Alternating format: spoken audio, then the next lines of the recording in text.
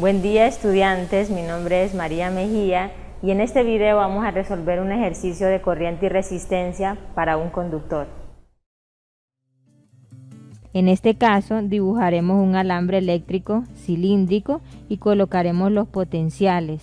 Tenemos las posiciones X igual a 0 en el extremo izquierdo del conductor y X igual a 0.50 en el extremo derecho del conductor. Ahora vamos a colocar los potenciales. Cuando X es igual a 0, el potencial V es igual a 4 voltios. Y cuando X es igual a 0.50, V es igual a 0.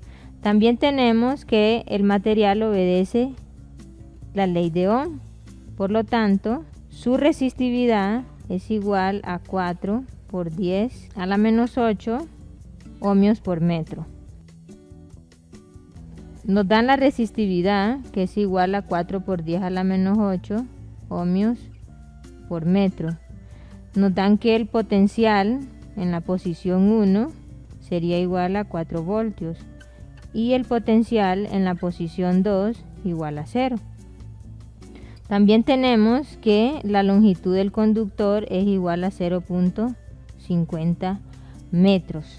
Nos piden en el inciso A determinar el campo eléctrico. En el inciso B determinar la resistencia del material. En el inciso C determinar la corriente eléctrica. En el inciso D la densidad de corriente. Y en el inciso E nos piden que probemos la validez de la ley de Ohm, es decir, que el campo eléctrico es igual a la resistividad multiplicado por la densidad de corriente. Con los datos del problema bien definidos, tenemos entonces la ecuación para la diferencia de potencial. Dibujemos nuevamente el conductor.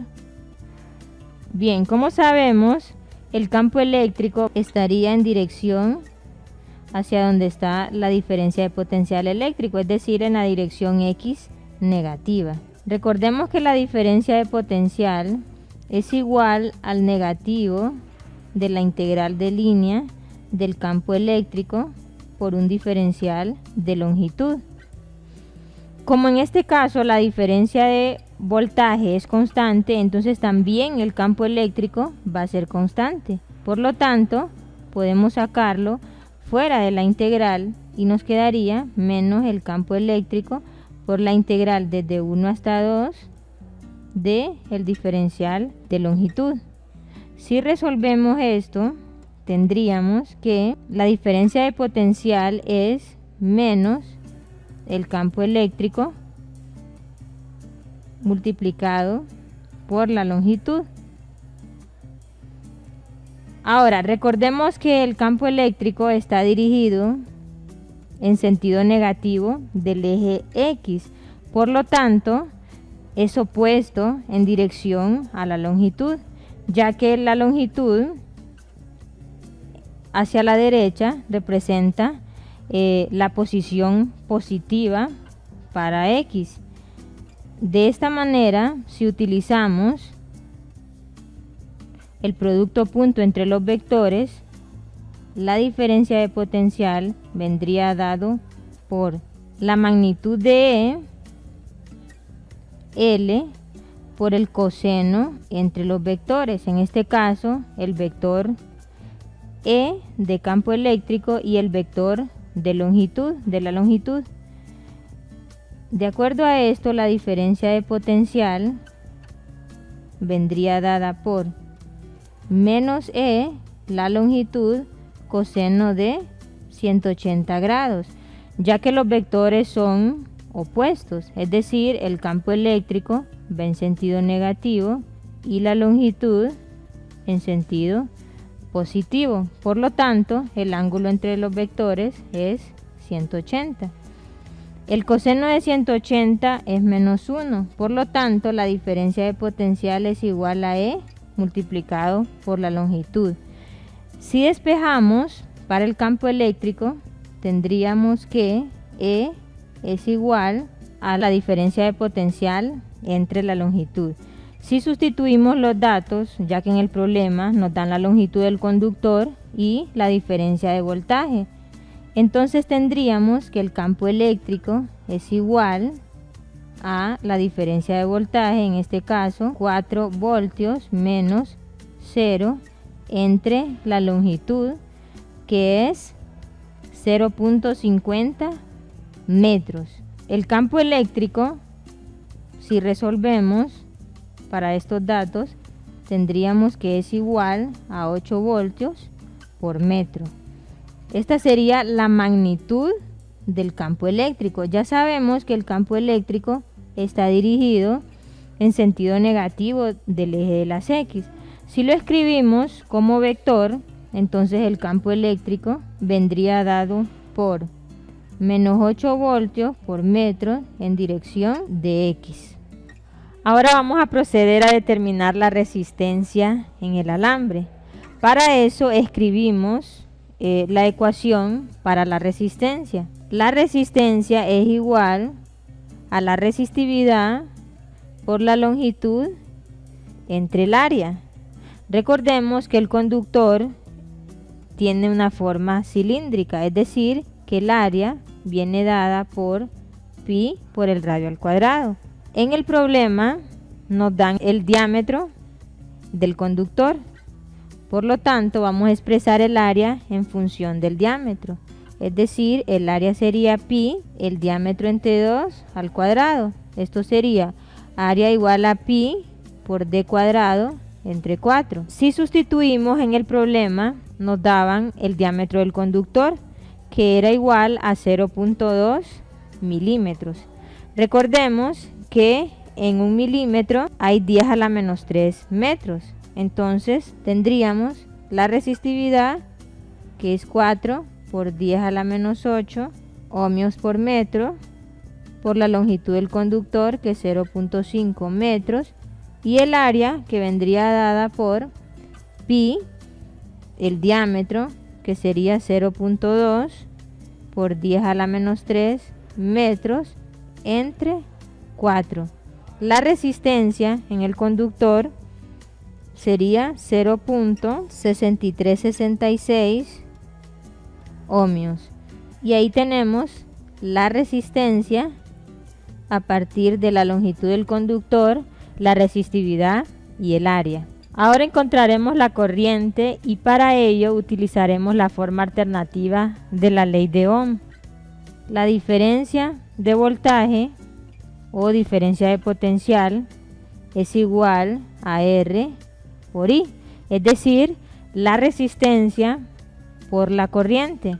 Si despejamos para I, que es lo que queremos encontrar, tendríamos que I es igual a la diferencia de potencial entre la resistencia.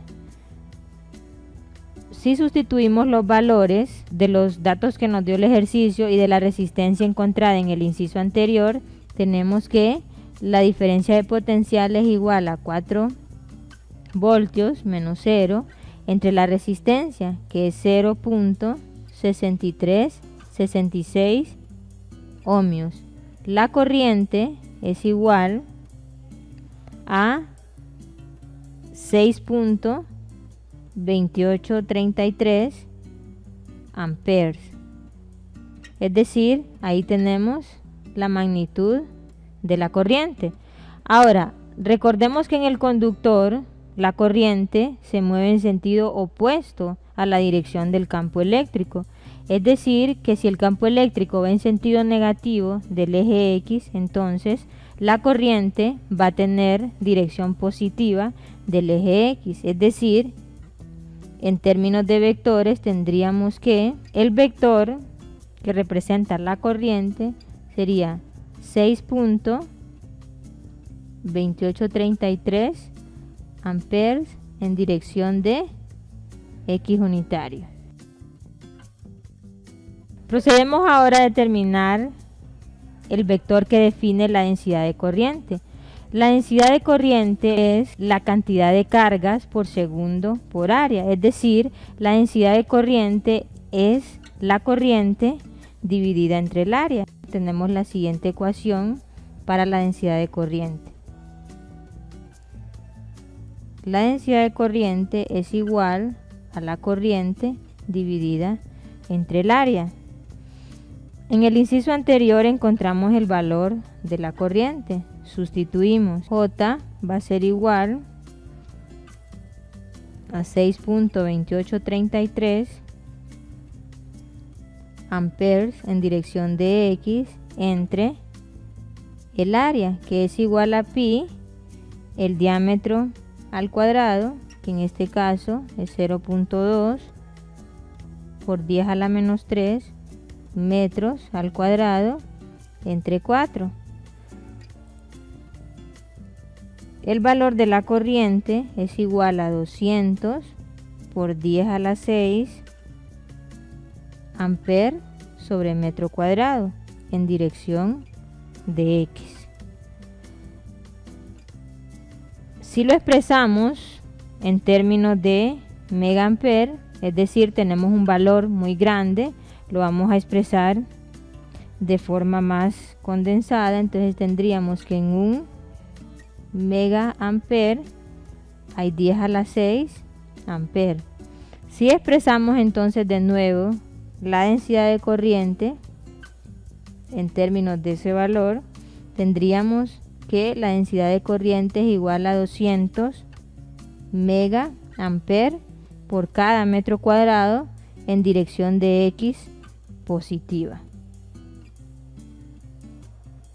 Y ahí tenemos el vector que nos mide la densidad de corriente, es decir, nos mide la cantidad de cargas por segundo por cada metro cuadrado. La ley de Ohm nos dice que el campo eléctrico es igual a la resistividad por la densidad de corriente. Si sustituimos estos valores en términos de las magnitudes, tendríamos que E es igual a ρ por J.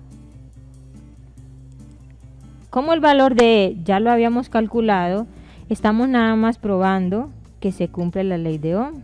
La resistividad es igual a 4 por 10 a la menos 8 ohmios por metro. Y la densidad de corriente es igual a 200 por 10 a la 6 amperes por metro cuadrado. El campo eléctrico entonces tendría un valor de 8 voltios por metro, lo cual coincide con el valor que habíamos encontrado en el inciso A. Por lo tanto, queda aprobada la ley de Ohm. Finalmente, logramos apreciar mediante este problema el comportamiento del campo eléctrico dentro de un conductor debido a la existencia de una diferencia de potencial en este conductor.